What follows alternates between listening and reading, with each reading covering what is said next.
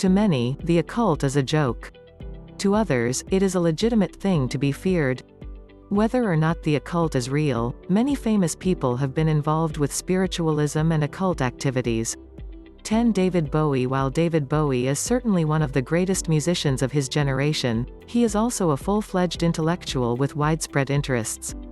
In the 1970s, one of those interests was the occult. Of course, he fostered an image of being an otherworldly person on stage, but many who knew him say that he was also engaged in supernatural activities off stage. In 1975, Bowie became increasingly addicted to cocaine, which let him work and make music almost non-stop. The drug allowed him to beat back sleep while he was touring and making albums. But soon, the side effects of the drug began to overtake him, and he developed cocaine psychosis. At the same time, Bowie began to eat up information on the occult. Whether he was suffering from the effects of cocaine or was actually under assault by the spirit world, Bowie began to fear that he was being invaded by demonic spirits he had summoned. With his cocaine addiction fueling his obsession with witchcraft and the occult, Bowie was afraid that witches were attempting to steal his semen. He believed they wanted to make a child for sacrifice. It was at this time that Bowie was recording Station to Station, an album that makes frequent occult references. He admits that he can't remember making the album, such was the extent that cocaine had ravaged his mind. Those around him began to fear for his mental state. Although he was just as productive musically as he'd always been, his psyche was falling apart. However, one of Bowie's friends convinced him to allow a white witch to perform an exorcism on him and his home. Bowie later said that the exorcism had worked. However, this coincided with his quitting cocaine, which could be more than a coincidence. 9. Elvis Presley. Elvis -632 by 460. Like David Bowie, Elvis Presley had a voracious drug habit, although he was addicted to prescription drugs, not cocaine. According to ex-wife Priscilla Presley in Elvis and Me, he was obsessed with the occult, which ran counter to his public image. Elvis, who famously sang many gospel songs throughout his career, was known as a Christian who appreciated church and family values. However, Priscilla paints an entirely different picture of the famous singer. According to Priscilla, Elvis was constantly looking for new ways to enter into higher levels of consciousness. While drugs may have played a part in his growing obsession with the supernatural, Priscilla said that Elvis frequently read books from a variety of authors about occultism. Entering into a state of celibacy, he did little more than take barbiturates and the sedative Placidil, then fight his drowsiness as he tried to read his books. Priscilla said that Elvis eventually kicked his obsession with the occult and had her burn all of his books. Unfortunately, the same can't be said for his drug habit. With his usage increasing, his health deteriorated. He eventually turned back to Christianity, which became more important to him in the dark days of his later life. 8. Daryl Hall. Daryl Hall -632 by 420. Many of us remember Daryl Hall as the blonde-haired member of the musical duo Hall & Oates. But did you know that Hall immersed himself in the world of the occult for quite some time? Around 1974, I graduated into the occult, and spent a solid 6 or 7 years immersed in the Kabbalah and the Chaldean, Celtic, and Druidic traditions, and ancient techniques for focusing the inner flame, he revealed in a 1987 interview with Penthouse. Hall also claimed to have long-standing heritage in the supernatural, contending that his great-great-grandfather was a warlock and that he was related to occultist Aleister Crowley. Hall was especially interested in Crowley because they both rebelled against their conventional, religious upbringings by trying to infuriate everyone around them with shocking actions. While Hall seemed quite interested in mysticism in the old days, current accounts show that he's back together again. "A lot of people go through that kind of thing," Hall said. "And I went through it, and I retained a lot of it, and I discarded a lot of it. My life was unbalanced at the time, when I was doing that." 7. Queen Victoria. Queen Victoria -632 by 422. In the late Victorian era, a movement called spiritualism, in which people talked to ghosts, became popular with all social classes in Great Britain. Many of the era's greatest figures participated, including Queen Victoria herself. The Queen and Prince Albert, her husband, were deeply interested in spiritualism, regularly attending séances and other psychic meetings.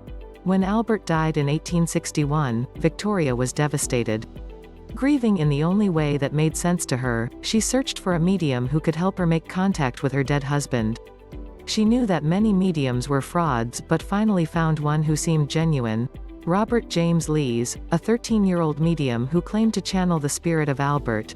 She sent her courtiers to investigate the young medium. After impressing them with impossible-to-know details of Albert's personal life, Lees was invited to see the Queen at Buckingham Palace. He went to the palace 9 times. Each time, Victoria was left completely at his whim, prompting her to ask him to become resident medium of her royal household. The boy refused, promising that she could continue communicating through Albert's former gunboy, John Brown. For more than 30 years, Brown remained Victoria's medium, having a complete hold over her. After Brown's death, the Queen wanted to publish a study of his seances. But her courtiers convinced her that public knowledge of her reliance on a medium might damage her reputation. She agreed not to publish the study, and the history of Victoria's interest in spiritualism was swept under the rug. 6. Jimmy Page. It is no secret that Led Zeppelin has long been associated with occultism by annoyed parents. But there is a surprising truth to this. Led Zeppelin guitarist Jimmy Page was a devout follower of the teachings of occultist Aleister Crowley. Throughout his career, Page has made frequent references to occult elements in his work with the band. In the 1970s, Page's interest in the supernatural led him to operate the Equinox Booksellers and Publishers, an occult bookshop and publishing company in London. He maintained the shop for many years until his work with Led Zeppelin kept him too busy. Even so, Page included the supernatural in the band through the use of occult symbols. On the famous Untitled album, which became known as Led Zeppelin IV, Page used the Zoso symbol to represent himself. Although Page's meaning is unclear, Zoso is believed to be a sigil, a sign or word with occult power, of zodiac symbol Saturn, which may be linked to a demon's name in this context. We do know that Page is a Capricorn, a sign ruled by Saturn. Also, in astrology, Saturn is the planetary ruler of Led. Page may have considered that to be another link to Led Zeppelin. Although Page never became a Thelemite, he admired Aleister Crowley so much that he bought Crowley's Boleskine house in Scotland. Through Equinox, Page published a facsimile of Crowley's 1904 spellbook, the Goetia. He also owned and studied one of the most extensive collections of original books by Crowley in the world. 5. William Lyon Mackenzie King. W.M. Mac King -632 by 382. William Lyon Mackenzie King is one of the most important figures in Canadian history.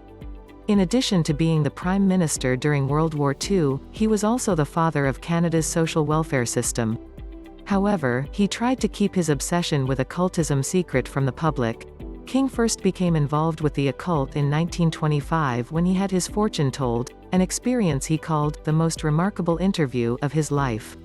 Soon after, he turned to contacting mediums, so he could communicate with the dead.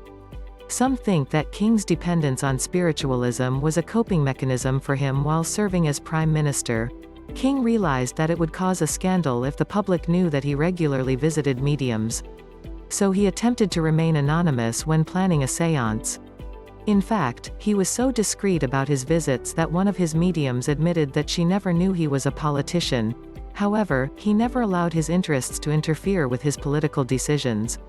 His diary suggests that he gave up spiritualism during World War II to focus his attention on the war. 4. Mary Todd Lincoln. Mary Todd Lincoln -632 by 346. After the U.S. Civil War, America's obsession with the occult exploded. It was no different for Mary Todd Lincoln, the former president's wife. In fact, she had been delving into spiritualism for quite some time. Mrs. Lincoln had lived a tragic life. In 1862, she lost her son Willie to typhoid fever, causing her to sink into emotional despondency. She attended a séance to try to contact her lost son, hoping to find closure in the process. She claimed the séance was so successful that she could see the apparition of Willie. He comes to me every night and stands at the foot of my bed with the same, sweet adorable smile he has always had, she wrote to her sister Emily. He does not always come alone. Little Eddie, her other child who died, is sometimes with him. The spirits even offered her advice on who was loyal to her husband in his administration. After Abraham Lincoln's assassination, she increasingly turned to spiritualism for relief. She attended more seances and even posed for spirit photographer William Mumler. She believed in the occult and mediums for the rest of her life. 3. William S. Burroughs. William S. Burroughs was one of the main men of the Beat generation. He represented a group of people who were different in how they acted, becoming involved in some weird activities as a result. Whether it was riding naked lunch, traveling the world, or accidentally killing his wife, he was always open to what life had to offer, including the occult. Burroughs first became involved with mysticism when he traveled to South America to investigate a certain plant which was alleged to give powers. In the Yage Letters, he wrote about his time there in a series of letters to fellow Beat Allen Ginsberg. The letters also revealed Burroughs's interest in black magic and curses. However, his involvement with the occult didn't end there. Later in Burroughs's life, he became interested in the spiritual power of photography. He theorized that photographs might take the subject out of time and space, leaving the person's fate to the photographer. His continued experimentation with the occult led him to join the Illuminates of Thanateros. He was allegedly buried with his initiation ring. 2. Heinrich Himmler. Heinrich Himmler -632 by 409. If you've ever watched Indiana Jones and the Raiders of the Lost Ark, the idea that the Nazis might have looked for the Ark of the Covenant may seem purely fictional. However, Heinrich Himmler and the SS did have a fascination with the occult. Himmler even established a new branch, the Ahnenerbe. While the Ahnenerbe was ostensibly used for Aryan propaganda, such as proof that the German race was superior to all others, it quickly became Himmler's tool for investigating mysticism. He authorized an expedition to Tibet to research several occult theories involving the region, such as the existence of Hyperborea Thule. Some Germans believed that this mythic land was the cradle of civilization where the Aryan race first formed. As Hitler had publicly denounced occultism to the German people, Himmler kept his interests out of the public eye. However, he did have a close advisor, 66-year-old Karl Maria Willigut, who supposedly had extensive knowledge of the occult. Willigut claimed to be a sort of medium who could recall knowledge from the beginning of time. But Willigut was a sick man, leading Himmler to desperately try to keep him alive to get information from him. For the rest of Himmler's life, he stayed in touch with Willigut, despite Hitler's denouncement of the occult. 1. Isaac Newton. Alchemy. Newton 186173189, 632 extension 383. Although Sir Isaac Newton is best known for his scientific achievements, he also focused on occult studies and alchemy, the forerunner to modern chemistry, chronology, and biblical interpretation. In Newton's time, certain branches of occultism were almost identical to science. With his insatiable appetite for knowledge, Newton was as interested in the occult as the hard sciences. In particular, he was obsessed with alchemy. He spent quite some time experimenting with the so-called Philosopher's Stone, a mythical substance that could transform any metal into silver or gold. Even more exciting, the Philosopher's Stone was supposed to cure all diseases, possibly leading to immortality. Newton was also fascinated with discovering biblical codes to decipher scripture for scientific information. He researched the geometric proportions of the Temple of Solomon, even developing a theory that it explained the mathematical mysteries of the universe. His interest in the occult inspired many of his scientific discoveries. Although he is remembered today as a great scientist, he was known in his time for investigating the spiritual and the mysterious as a way to solve the problems of his day.